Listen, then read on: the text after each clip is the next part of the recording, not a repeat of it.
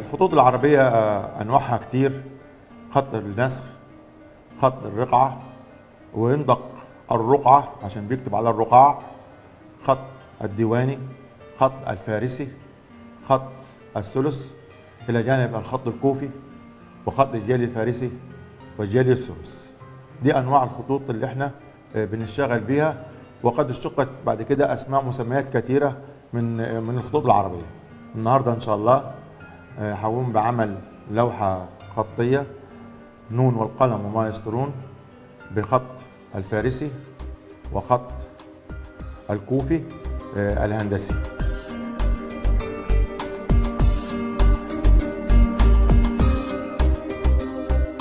هنبدأ الأول في تصميم العبارة اللي احنا هنكتبها: نون والقلم وما يسطرون.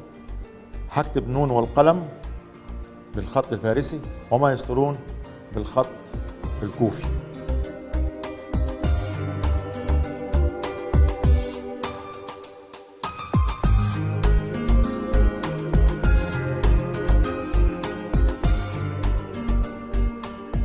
احنا كتبنا نون والقلم بالخط الفارسي وما يسطرون، هاخدها بخط تاني اللي هو الخط الكوفي الهندسي، والكوفي الهندسي ده بستخدم فيه المسطرة.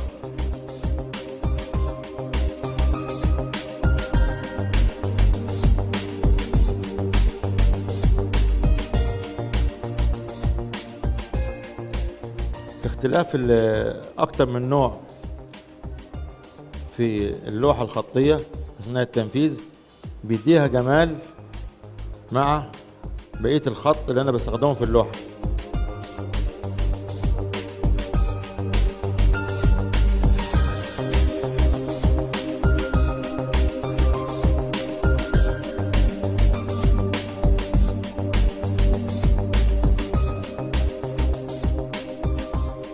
خلصت انا كده نون والقلم وما يسطرون.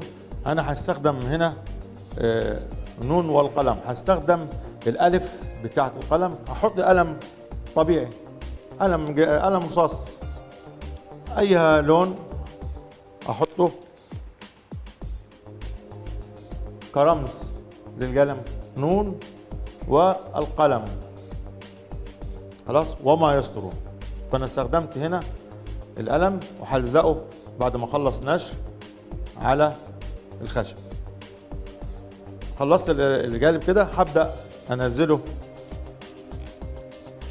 بالورق الشفاف على الخشب اللي انا هنشرها عليه.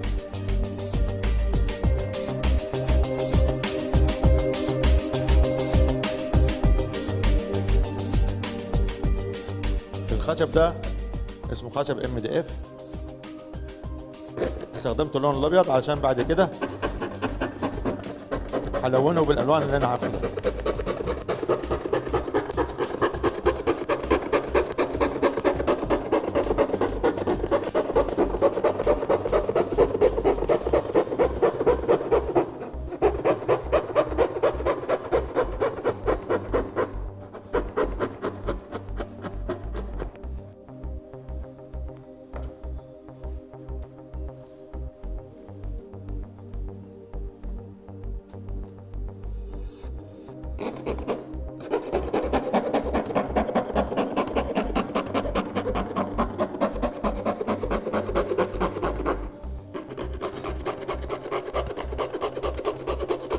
طبعا براعي بخلي ايدي ثابته في وضع راسي وانا بنشر علشان تديني الحرف بتاعي بالقوه بتاعته.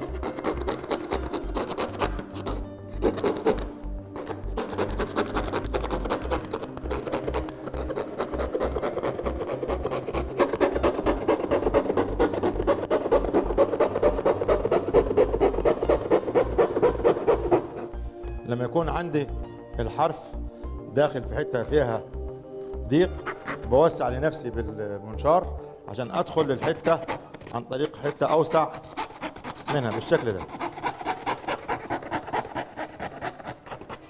كده انا وسعت، اقدر ادخل بعد كده لباقي الحرف من الناحيه الثانيه اهي.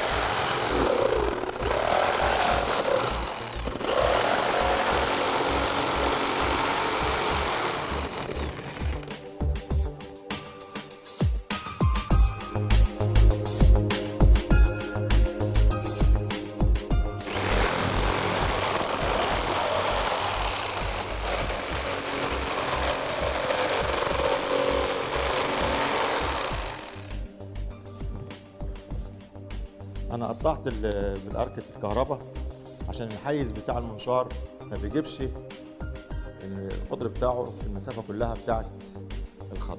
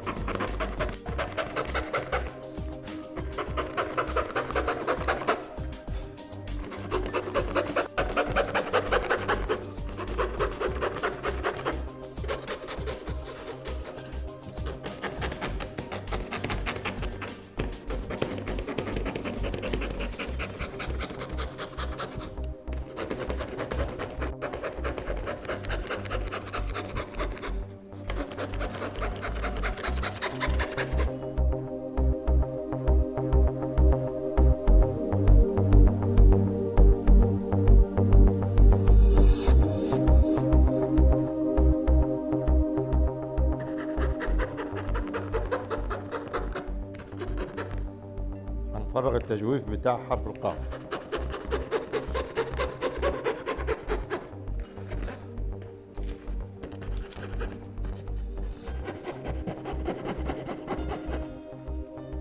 زي ما احنا شايفين المدار المحور بتاع المنشار مش هيجيب معايا للاخر، بتحايل عليه واعمل تفريغ داخلي داخل النقطة نفسها بتاعت حرف القاف بالشكل ده اهو. هجيلها من الناحية التانية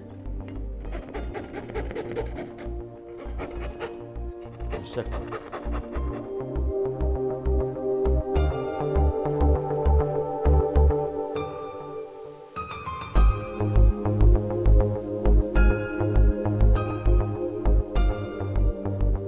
احنا بعد ما خلصنا التصميم بتاعنا عملنا الماكيت وقصيناها على الخشب ولونا وعملنا اطار ابيض حواليها. كتبنا النون والقلم وما يسطرون، نون والقلم بخط جالي فارسي، وما يسطرون عملناها بالخط كوفي. وخدنا عنصر القلم زي ما احنا قلنا كرمز للالف هنا اهو، نون والقلم. وجيت بعد كده عملنا حته زخرفه عاديه نباتيه حطيناها ولزقناها في الحته الفراغ عشان تجمل اللوحه معانا، وحطيناها داخل الاطار. وطبعا الخشب ده خشب MDF سهل ومطوع في ايد اي حد بيشتغل بيه، وكده اصبحت اللوحه كامله زي ما احنا شايفين.